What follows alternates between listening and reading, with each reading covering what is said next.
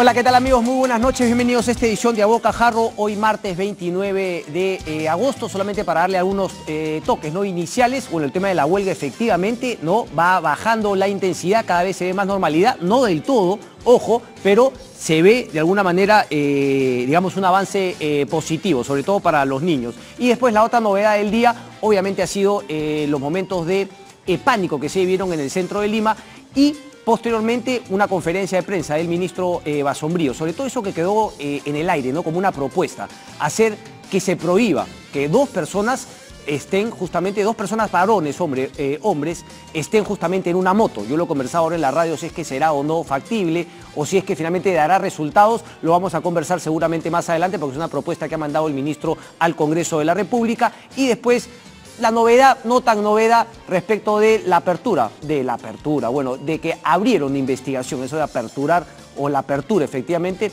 de una investigación preliminar a Keiko Fujimori por las anotaciones de Marcelo Odebrecht. Vamos a presentar desde ya a nuestro primer invitado, se trata del vicepresidente de la República, el señor Martín Vizcarra, quien nos acompaña esta noche. Vicepresidente, muy buenas noches, gracias por acompañarnos. No, buenas noches, Cristian. Le agradezco que esté acá porque nosotros hemos venido tocando un poco el tema, ¿no? Del club de las constructoras, estas constructoras que se habrían coludido, según justamente algunas investigaciones previas, pero obviamente en esas investigaciones estamos. Vicepresidente, si le parece, yo quería compartir con usted, digamos, unos bytes, ¿no? Unas declaraciones que hemos ido sacando y mostrando, tanto del presidente de la República cuando era candidato y suyas cuando era ministro de Transportes y Comunicaciones en el Congreso de la República. Las vemos y volvemos de inmediato. Vamos con eso, por favor. Aquí lo que hay en el Perú, se dice, habrá que demostrarlo, es un club de constructores que se distribuyen las grandes obras del Estado, las carreteras. Entonces te toca a ti, después te toca a ti, después me toca a mí o a quien sea. Eso es lo que hay que investigar. Está OAS, OHL. OAS que también está medio jugado. OHL es española, ¿no? Sí. Y también está Andrade Gutiérrez, está Graña, está... Pero al final todos son medio primos hermanos, ¿no? Bueno, eso es lo que hay que ver, ¿no? Y, eso es el verdadero lavallato en el Perú. Y le he mostrado 14 proyectos que ya hemos licitado en este año, ahorrando, y eso sí, de manera tangible, 340 millones de soles, porque ya no están aquí los contratos del Ministerio de Transportes, que todos, sorpresivamente, se adjudican al 108%. Y 108% no es ilegal, porque la ley te permite hasta 110%. Lo que es sospechoso que haya un acuerdo entre los postores, entre los postulantes a todas las obras, y llegan justo a un acuerdo y llegan al 108%. Y no es normal que eso ocurra, de que nosotros durante nuestra gestión el promedio es 94%. Ni un solo contrato. Bien, ahí estaba justamente. Vicepresidente, a ver, ¿se equivocaba el presidente Kuczynski cuando daba esas declaraciones el año pasado? Mire, hay que referirnos a hechos concretos. Ok. Nosotros hemos hecho una evaluación de los últimos 20 proyectos del anterior gobierno, ¿no? Que se dieron en los 2 últimos años. Obras públicas, siempre estamos hablando. Obras públicas. Estamos hablando específicamente del Ministerio de Transporte y Comunicaciones, en el cual nosotros estuvimos como responsables los primeros 10 meses del gobierno de Pedro Pablo. Y pedimos información, ¿no? Porque se decía mucho que había extrañamente una coincidencia en el valor que se adjudicaban los proyectos. Un proyecto es una obra de ingeniería que el Estado, para sacar la licitación, hace un cálculo de presupuesto y convoca a profesionales de primer orden y dice cuánto va a costar esta carretera, cuánto va a costar este puente, cuánto va a costar este puerto, y dice, una vez que llega un presupuesto a un monto, dice qué contratista está interesado para que pueda postular. Y acá están, te voy a dejar una copia. Correcto. Del mayo del 2014 a julio del 2016, es decir, los 2 últimos años, del Ministerio de Transportes, de los más importantes proyectos que se ejecutaron en el anterior gobierno. Aquí tenemos los 19 proyectos de ese periodo y el promedio fue que se adjudicaron al 108.43%, ¿no? Entonces, ¿qué quiere decir? que a través de profesionales expertos en la materia, el Estado dijo de que estas obras se podían hacer a 3.149 millones de soles todas juntas, y se adjudicaron a 3.415, 8.4% sobre el presupuesto base que se habían calculado. Antes de continuar, vicepresidente, ¿por qué esa premisa de que termina siendo legal? Si es que finalmente se hacen unos estudios que puede ser al 100%, obviamente uno espera que se compita y se baje, pero también ¿por qué la ley permite que se vayan al 110%? ¿Cuál es la lógica? Un poco para que los televidentes entiendan. La ley de contrataciones del Estado dicen que los presupuestos que presenten los interesados deben tener un rango sobre el presupuesto base que calcula el propio Estado para esta obra pública.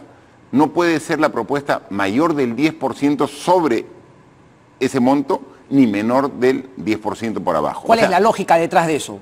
Porque claro, para abajo uno diría, bueno, ok, seguramente nadie quiere una apuesta temeraria y que después termine diciendo, no me faltó, no me alcanzó, denme más, etcétera, etcétera, que además suelen pasar, pero ese tema tampoco nos asegura que cuando se van al 108% no terminen diciendo lo mismo, que... No, y casi todas, incluso las del 108%, en el proceso de construcción han pedido más. Tienen adicionales de obra, todas. No hay una que no haya tenido adicionales que sobrepasen incluso el 108%. ¿Qué debemos entender de esos adicionales? ¿Qué fue? ¿Se hizo un cálculo mal? Es que hay veces, obviamente, se hace un presupuesto. Se supone previamente las características topográficas, geológicas que se van a encontrar en este proyecto. Correcto. Entonces podría haber, siempre y cuando esté justificado, pero el presupuesto, ¿por qué da ese rango? Porque se da la opción a las empresas interesadas de que puedan hacer un análisis propio. O sea, que no solamente confíen en el cálculo que hizo el Estado, sino adicionalmente que hagan su propio análisis y que hagan una oferta que a juicio del contratista, del postor, sea la que va a garantizar una correcta ejecución. Correcto. ¿Quién hace ese cálculo a nombre del Estado? ¿Un privado también o es un grupo de profesionales al interior del MTC? Algunos proyectos, en función de su complejidad, se encarga una consultora a un privado, pero también existe personal de planta de los ministerios, en este caso el Ministerio de Transportes, que tiene 10, 15, 20 años de experiencia en el sector y que también pueden hacerlos perfectamente. En todo caso, así lo haga un consultor privado, es verificado por los profesionales del Ministerio de Transportes para llegar al presupuesto base. Correcto. Entonces hay un gran esfuerzo para calcular el presupuesto base. Porque además cuesta plata el valor de referencia. Por supuesto. Y alcanzar ese presupuesto también cuesta plata, contratar a profesionales, pagar a expertos para que determinen cuánto cuesta esta obra, que todos los peruanos la vamos a pagar. Correcto. Eso hay que tener muy en cuenta. Cuando uno se habla que la carretera cuesta 80, 100, 300 millones de soles, ¿de dónde sale ese dinero? No cae del cielo, es de los impuestos de todos los peruanos. Correcto. Entonces tenemos que hacer el esfuerzo de que ese presupuesto sea bien calculado y que las empresas que compitan para ganar esa obra, compitan en buena ley. Que compitan. Y si realmente en algún proyecto los expertos se equivocaron el presupuesto base, finalmente puede ser que sea mayor al 100%. Pero lo que causa extrañeza es que todos, ¿no? 108.4%. Ok, no estamos hablando, ojo, de, digamos, no sobrecostos, pero digamos los sobrecostos que puedan haber surgido legítimamente, todavía no nos vamos a meter en ese tema, porque los sobrecostos creo que es otro análisis que hay que hacer, pero, digamos, para llegar, entonces, ¿sí había legítima competencia? ¿Había competencia real o no del 2014 al 2016? Yo no sé porque no he sido parte de esa gestión, pero es extraño de que, si ustedes pueden ver, ¿no? O sea, todas las carreteras, puentes que se hicieron. Sí. 108.68, 108.3, 108.5, 107.95, 108.91, 108.55, 108, es decir... Correcto. Aquí tenemos algunos cuadros que justamente, digamos, solamente como una referencia, ¿no? Para que la gente entienda un poco a lo que nos referimos. No sé si puedes agrandar eso, por ejemplo, ahí está la obra, el valor referencial era, ¿no? El valor referencial era 238, ¿ok? Al 110 estaba eso, ¿no? Al 90%, al final terminó dándose en 109.09. Es que no llego a ver muy bien nunca desde acá, desde muy lejos. Pero bueno, en la pantalla yo creo que se ve mejor. ¿Ok? Esa es solamente una referencia y el cuadro que nos ha traído acá el vicepresidente justamente habla de todas esas obras. 19 obras en las cuales efectivamente el promedio es 108.43. Todas se fueron por encima del valor de referencia, 8 o 9%. Uno podría pensar entonces que el Ministerio de Transportes tiene profesionales o contrata a consultoras para que calculen este presupuesto de manera subvaluada. Okay. Es decir, que el Ministerio se está, de alguna manera, tirando al suelo en el presupuesto y por eso sinceran los contratistas y por eso se dan al 108%. Sin embargo, con los mismos profesionales, comenzamos a elaborar presupuestos ya en nuestra gestión a partir de julio del año 2016. Entonces, perdón, ¿es el mismo equipo? Es el mismo equipo. O sea, no ha habido un cambio de gente. No, es el mismo equipo. Ok. Pero es decir, con reglas claras de que aquí va a haber competencia. Y queremos que las empresas nacionales hagan estas obras, que postulen, pero que compitan en buena ley. Pero, vicepresidente, ¿qué puede haber cambiado para que efectivamente ahora estén yendo al 90 y tantos % de promedio? Porque nosotros fuimos muy claros y dijimos así abiertamente, aquí no vamos a entregar obras de ejecución directa o indirecta, obras públicas del Estado, caprichosamente a cualquier presupuesto. Y entonces, cuando nosotros, los primeros meses, julio, entramos 28 de julio, agosto, septiembre del año 2016, comenzaron también sospechosamente a presentarse postores por encima del 100% al 108%. Nuevamente quería hacer esto igual. Y con esa, digamos, con esas características que hemos mostrado nosotros, es decir, diferencias, obras de 400 millones y una diferencia pues de 100.000 soles entre una y otra. Así es, muy cercano. ¿Y qué les dijeron? Entonces nosotros dijimos simplemente, dejamos sin efecto el proceso y lo lanzamos nuevamente. Acá se va a hacer que compita y tomando como referencia el presupuesto base. 1, 2, 3, 4, 5. O sea, ustedes declararon desierto. Desierto. No se adjudica. Este dinero tenemos que cuidarlo. Y yo estoy seguro que este presupuesto base, que lo ha calculado el Estado, con profesionales expertos en el tema, perfectamente se puede hacer por los contratistas en base a este monto. Y entonces, cuando se dieron cuenta que aquí ya no funcionaba el ponerse de acuerdo, simplemente dijimos, procedemos. Ok, vicepresidente, pero usted me está diciendo entonces, para usted no le quedan dudas que ellos se ponían de acuerdo, eso se llama colusión. Pero, en todo caso, la gestión anterior tendrá que verse, auditarse. Sí, pero vicepresidente, yo quiero, a ver si no se enoja, porque claro, su trabajo son dos en todo caso. Uno, lograr lo que ya ha logrado, a lo cual le agradecemos. ¿Qué es el principal? Yo no sé si es el principal, porque finalmente ha habido una práctica ilegal. Como Estado hay que ver todos los ángulos de este problema. Yo diría que son dos caras de una misma moneda. En una cara efectivamente la cumplió, que es haber acabado con ese tema, pero ¿por qué no lo harían en gobiernos regionales? O sea, si la práctica de colusión ilegal existía, ¿por qué no haberlos denunciado? No, esto ya es documentación completamente pública.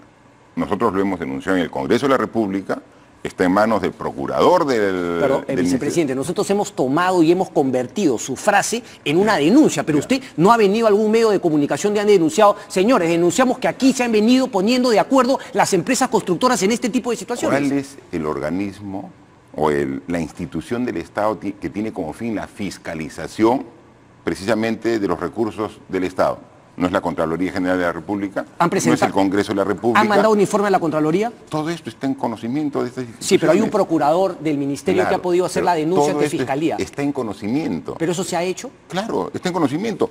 Este cuadro que tú lo has presentado está en el Congreso de la República. Cuando nosotros fuimos interpelados, fuimos y entregamos. Y tú lo has puesto precisamente un extracto de nuestra presentación en el Congreso donde destacábamos y decíamos esta denuncia. O sea, obviamente, claro, pero es de conocimiento ustedes público. fueron en el contexto de chinchero a decir que esto es la zona, pero a mí esto ameritaba una presentación específica de denunciar lo que ha venido siendo las constructoras en los últimos años. Es que la denuncia tiene que ser con mayor profundización de este tema.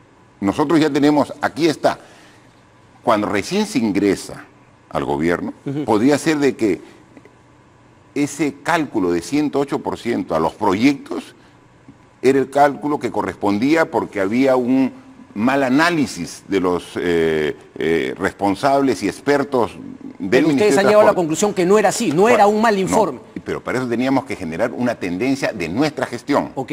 O sea, y una tendencia no se puede hacer con 1 o 2 proyectos. O sea, teníamos que hacer una tendencia y demostrar con los hechos que sí se podía. Por eso, nosotros cuando comenzamos... ¿Que sí se podía qué, vicepresidente? Que sí se podía ejecutar grandes proyectos del Estado en montos que no superen el 100%. Por ende. Y eso lo hemos hecho cuando ya tuvimos, acá está, y está en el cuadro que te dejo.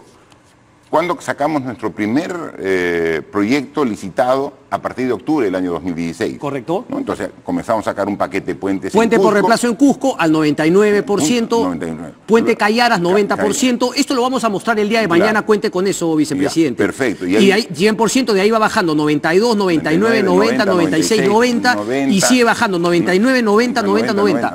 Incluso esta semana, una gran obra esperada por Loreto, el puente Nanay, que es parte de una carretera que va a unir hasta el Estrecho, ¿no? Desde Bellavista hasta el Estrecho, que va hasta hacia Colombia, el puente más grande que se va a construir en Perú de 2 kilómetros, se ha adjudicado también al 90% con un ahorro de cerca de 60 millones de soles para el Estado. Correcto. Solamente en estos 15 proyectos que se ha hecho en el primer año de gobierno nuestro, tenemos que el ahorro es de más de 400 millones de soles. ¿Alguna de las empresas se juntó? Porque hemos visto que son las mismas empresas. Es decir, OHL se adjudica Moquegua, Mate, Arequipa, Tramo. Yo he mostrado otras concesiones que, otras obras públicas que se adjudicaba OHL en situaciones al ciento tanto por ciento, con unas diferencias, la verdad, risibles, por no decir penosas. ¿Alguna de esas empresas se reunió con usted y le dijo, señor, ¿por qué no está adjudicando las obras? ¿Por qué declara desierta si estamos dentro de ese rango de acuerdo a ley, del 90 al 110? Nosotros en el Ministerio de Transportes y como funcionarios públicos siempre tenemos una política de puertas abiertas. Okay. Nos han visitado prácticamente todas las empresas. Okay. Y yo lo que le he dicho es lo que te estoy diciendo a ti actualmente, Cristian, es compitan. Vamos a sacar una serie de proyectos, pero compitan en buena ley. A todos les he dicho lo mismo. Aquí vamos a hacer un cálculo riguroso del presupuesto base, pero que eso respete. Entonces, no se trata aquí de comenzar a jugar con porcentajes para ver hasta dónde se puede estirar el presupuesto, sino compitan a un análisis real de cuánto cuesta la obra, porque tampoco quisiéramos que se vayan a menos del 100% y después tengan problemas. Hagan un análisis real, pero van a ustedes comprobar que el esfuerzo que ha hecho el gobierno a través de personal calificado para determinar el presupuesto base es un esfuerzo real y que ustedes pueden competir con ese presupuesto. Y comenzaron primero tímidamente 99, 100% y después han competido y han llegado hasta el 90%. ¿Quiénes fiscalizan a estas personas? A veces consultoras externas, a veces personal del propio MNTC, para saber que finalmente esos valores de referencia son los más cercanos a la realidad. Y ojo que aquí juego neutralmente, para que no sea ni para arriba ni para abajo. Y quien tiene que fiscalizar finalmente es una fiscalización de una decisión política de la institución. Okay. Yo he reunido, cuando he sido ministro de Transportes, y estoy seguro que actualmente Bruno Yufra, como ministro de Transportes actual, está siguiendo exactamente los mismos lineamientos. Correcto. Porque hemos reunido a los comités que son los que hacen la evaluación y los que adjudican los proyectos, para decirle, esta es la política del gobierno, no podemos regalar los dineros del Estado. Tenemos que ¿Siente que se han venido regalando anteriormente? Un proyecto que con mucho esfuerzo se calcula un presupuesto base en 100% y luego 20 proyectos se adjudican a 108.4%, me parece que por lo menos hay la sospecha de que debería investigarse. Nosotros ya tenemos una línea base de la actual gestión para que se pueda hacer el análisis comparativo. Era fácil entrar en agosto del año pasado, septiembre, octubre, noviembre, y decir, oye, aquí hay algo raro. Oye, pero ¿cuál es tu línea base? La línea base de los últimos 2 años. Y si podemos, vamos hacia atrás, es exactamente igual. ¿Eh? No, aquí yo te traigo solo del 2014 al 2016. Nosotros hemos ido desde el 2012 y hemos encontrado lo mismo. Es exactamente igual, 108%, 108.5%. Okay. Primer año del actual gobierno, ¿cuál es el promedio? 94%. Es decir, 6% menos del presupuesto base. Porque hay ahora sí competencia, hay transparencia y finalmente todos ponen el esfuerzo de hacer estas obras que son importantes, pero a un costo que sea razonable. ¿A quiénes se refiere con todos ponen el esfuerzo? Todos, el Estado y ahora las empresas privadas, porque ellos están compitiendo. ¿Y qué hay de todo el tiempo que no compitieron, vicepresidente? ¿A usted le queda claro que no vinieron compitiendo y que se estaban coludiendo o no? Esa es mi pregunta. Lo que para mí es bastante sospechoso que haya una coincidencia de de un porcentaje sobre el valor presupuesto base en un horizonte de varios años. Ok, yo tengo la misma sospecha. ¿Qué hacemos con esa sospecha, vicepresidente? Hay órganos que tienen que investigar. Contraloría General de la República, el Congreso de la República, que investigue. La entidad, Ministerio de Transportes y Comunicaciones, es una entidad ejecutiva, que su rol no es la fiscalización ni un rol de investigación. El Estado tiene instituciones que específicamente... Sí, pero déjame hacer una pregunta. El Ministerio de Transportes y Comunicaciones también podría hacer una investigación interna y podría, digamos, pedirle a su procurador que presente la denuncia ante Fiscalía. ¿Eso sí, lo hizo usted? Sí, sí. Lo puede hacer. Pero no lo ha hecho todavía. Porque, como digo, estamos recién definiendo la línea base. Ha pasado un año ya, vicepresidente. No. Más de un año. Nosotros, en los primeros 10 meses, sacamos 14 proyectos, que recién se han adjudicado en el... ¿Cuándo ha sido su presentación en el Congreso de la República? Ha sido, me parece, en mayo de este año. Un poquito antes, mayo de este año. Y en mayo de este año ya tenía claro que las posibilidades de una colusión y de un club de constructoras era altísima. Simplemente lo que tenemos como elementos de juicio es estos 19 proyectos de los últimos 2 años. Y eso lo tiene el Congreso de la República y lo tiene la Contraloría General de la República. Y esperemos que hagan las investigaciones del caso. Pero lo más importante para nosotros como ejecutivo, es demostrar y dar estos elementos de juicio para decir que sí se pueden adjudicar proyectos, y eso fue un principal objetivo que tuvimos nosotros como gobierno. Sí, claro, me queda claro, y saludamos con eso. La pregunta es, ¿por qué no se pudo haber hecho justamente antes? ¿Y por qué no haber denunciado algo que hoy por hoy ya no nos cuesta? Pero Cristian, tranquilo. Aquí están los proyectos, ahí están las actas. Eso de acá, obviamente, si es que se demuestra que hay algún delito, esto no prescribe. Entonces, perfectamente se puede analizar y se puede investigar. Y así como lo hice en el Congreso de la República, lo vuelvo a decir aquí. Mi pregunta es, usted tiene clara su sospecha y no lo que justamente nos dice, usted no puso aún ningún equipo a investigar este tema en el Ministerio de Transportes. Esa no es su chamba, siente que no es su chamba. Es que esa me parece desgraciadamente que es un error en el cual incide este gobierno. Es decir, es un tema de la corrupción. Ustedes salían con ese caballito de batalla y tendrían hoy la popularidad. Pero qué mayor argumento decir que luchamos contra la corrupción, que los 15 proyectos que hemos hecho en el Ministerio de Transportes ya están ahorrando más de 400 millones de soles. Pero entonces usted me está dando la razón. ¿Usted cree que ha habido corrupción en los años anteriores? ¿Cómo se ha venido operando? En nuestra gestión, en este primer año de gobierno, hemos demostrado de que aquí se puede hacer las cosas de manera absolutamente transparente y competitiva, que es lo que se requiere. Es decir, que las empresas compitan para que puedan ganar realmente quien haga la mejor propuesta técnica y económica. Eso es lo que se está haciendo. Entonces, antes no competían. Necesito que sea claro, vicepresidente, por favor. Antes no competían. Aparentemente no. O sea, todo indica que no. Porque se supone que ha habido competencia y tú lo dices. Tenemos ahí un listado de varias empresas donde todas están 108.5, 108.7, 108.4. El problema es que estas mismas... Ahí sí hay competencia en teoría. Pero yo creo lo que indica esa pequeña fluctuación de presupuesto para adjudicarse obras a ese porcentaje indica de que por lo menos amerita una investigación. Vicepresidente, pero lo que pasa es que creo que nos estamos abstrayendo y creo que no es normal abstraerse de tal manera, porque ahora contextualicemos.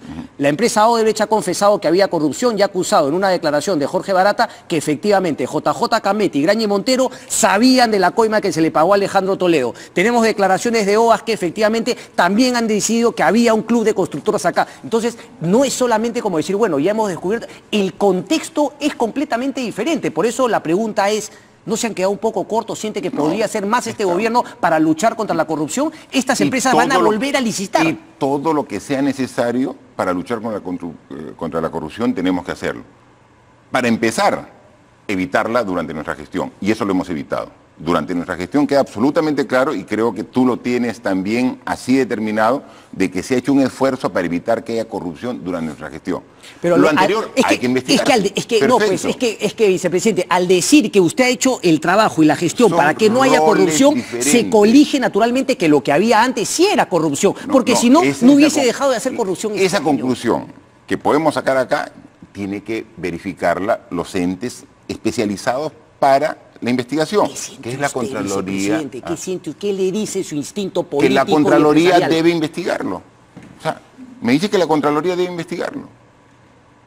Y por lo tanto, ¿qué hacemos? Estas empresas que sigan contratando, porque nuevamente nos planteamos ante otro contexto, vicepresidente, el decreto de urgencia 003, que nos quiere hacer creer que la única empresa corrupta es Odebrecht, que yéndose Odebrecht del país se acabe el tema de la corrupción. Usted ya demostró que eso no sucede. En absoluto, en absoluto. La intención, yo he sido parte de la discusión del decreto de urgencia 003, es decir, la empresa que ya está comprobada que cometió actos de corrupción y que está aceptada por la propia empresa, es la única que no de esta. Sí, pero que sigan las investigaciones. Pero si a usted le parece que todas estas empresas han estado coludidas, sería ideal darle un marco legal para que esas empresas salgan a confesar, se pongan a derecho, cumplan con las reglas internacionales del compliance y todos tengamos la tranquilidad que las obras públicas que tanto falta le hacen al país se van a hacer sin corrupción, porque estamos hablando de APPs, concesiones. Esto es obra pública. Esto es obra pública. Obra pública. Esto es obra pública. Pero si no las sacamos al fresco a las empresas que puedan haber estado coludidas,